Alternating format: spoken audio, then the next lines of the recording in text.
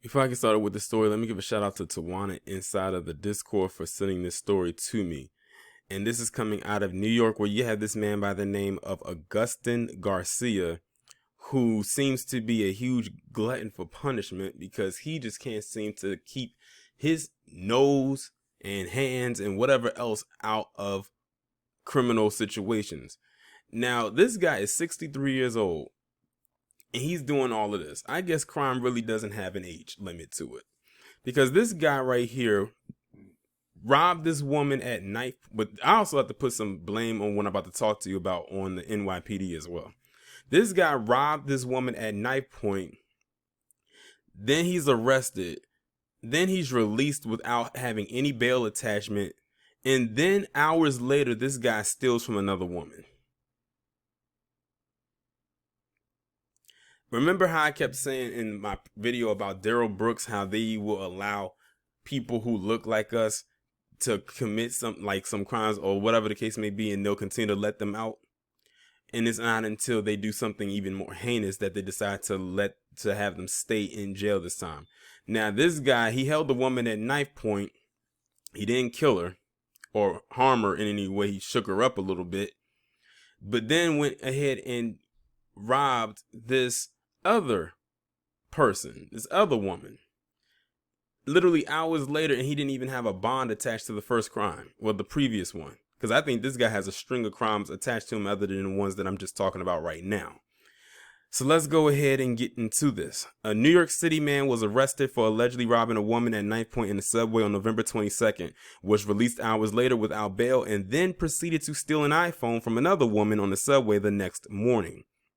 Agustin Garcia, age 63, is facing charges of petty larceny, grand larceny, robbery, menacing, criminal possession of a weapon, and criminal trespassing. He allegedly stole a woman's purse on the afternoon of November 22nd and ran onto a train, then displayed a knife and told her to stay back when she pursued him.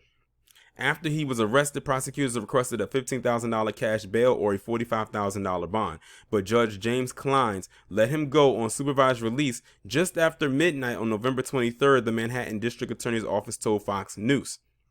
Garcia was arrested again about 7 hours later for allegedly stealing from the second victim, and prosecutors upped the request to a $20,000 cash bail or a $60,000 bond, but Judge Valentina Morales ordered him to undergo a mental health evaluation. This guy may not be palm colored, but he's getting the palm color treatment. Did you hear that?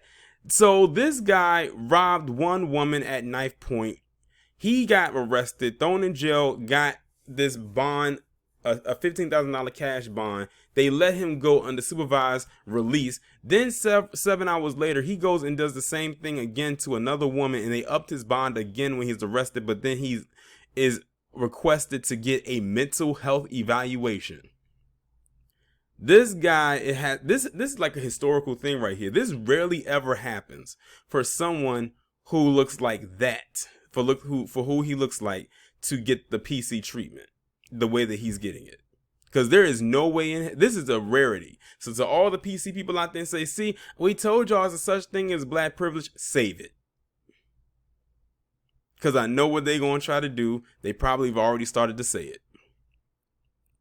Jose Garcia, Augustin's brother, told the New York Post, who originally reported the crime spree, that his brother used to be sharp as a weasel, and now he's just a weasel, and worked as a supervisor at a welding company, but was diagnosed with schizophrenia about 35 years ago and has never gotten the help he needs. So they're probably going to play off of that. And keep in mind that last name. He may have the same skin complexion, but we ain't claiming him. My brother is a sick person, Jose told the newspaper. When he goes to the hospital and is committed there, sometimes for a month or two, he sometimes doesn't get the treatment completely, and they release him. And once they release him, the problem comes back again. The day before the first robbery, Agustin was also arrested for allegedly stealing a 12-pack of beer from a bodega in the Bronx, according to the Post. After one of the arrests, he reportedly boasted to cops that he knew he'd be released. "I know I'm getting out," Garcia told officers at the 5th Precinct Station House, according to the Post. "I have no record." An attorney listed in court documents for Agustin Garcia could not be reached for comment on Monday. That's crazy. That is wild. And he did all of this in a small time frame. He did this all in a small time frame. Because they said the day before the first robbery, which was the one with the woman who held at knife point, then so he literally committed 3 robberies in like 2.5 to 3 days.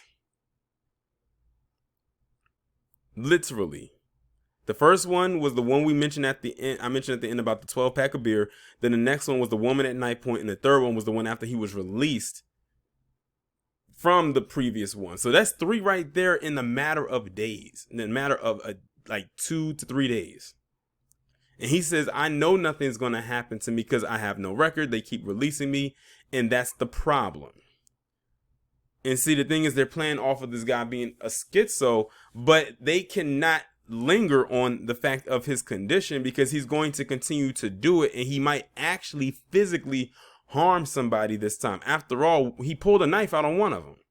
Now, what if he went and cut this person? This guy is not well to just be roaming the streets of New York. They need to put him, I don't care if they have to put him in a padded room by himself.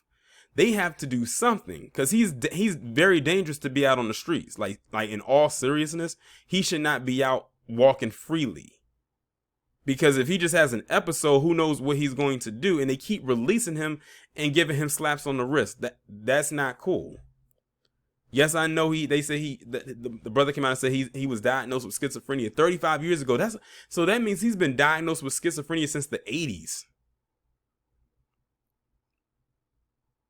So I'm curious, and the thing is, because they keep releasing him and whatnot, and him saying he doesn't have a record, he's actually right, because there's nothing documented saying that he actually did. I mean, he did do them, but because he really wasn't formally charged and nothing stuck, and they kept letting him go, the charges never officially stuck.